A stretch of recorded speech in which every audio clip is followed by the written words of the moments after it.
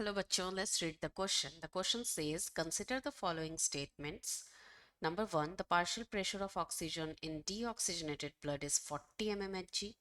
Number 2, the partial pressure of oxygen in oxygenated blood is 95 mmHg. 3, the partial pressure of oxygen in alveolar air is 104 mmHg.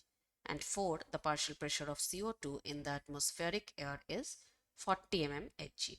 Choose the option containing incorrect statements only. Option A 1 and 3, B only 4, C only 2, and D 3 and 4. Now what is the key concept here? The key concept is exchange of gases. In order to exchange gases, there must be a difference in partial pressure, and we have to mainly be concerned about the partial pressure of CO2 and the partial pressure of oxygen.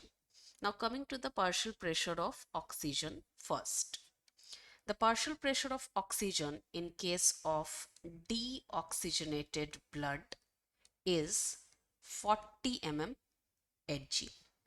The partial pressure of oxygen in oxygenated blood is 95 mmHg, and the partial pressure of oxygen in case of alveoli or alveolar air is 104 mmHg. Now let's talk about the CO2. CO2 has a partial pressure of 0.3 mmHg in the atmospheric air.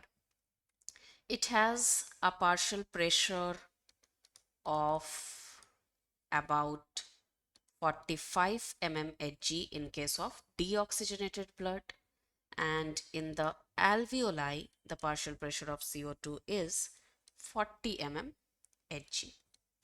Now let's look at the statements.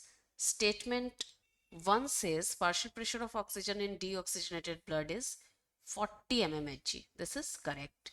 Statement 2, the partial pressure of oxygen in oxygenated blood is 95 mmHg. This is also correct.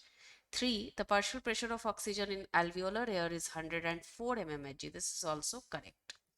But in 4, the partial pressure of CO2 in the atmospheric air is given 40 mmHg, which is not true.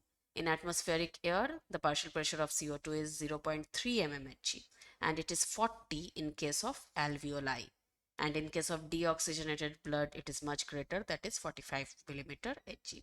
So the incorrect option here is option or statement 4. Now the correct option here is option B. I hope you understood it well. All the best.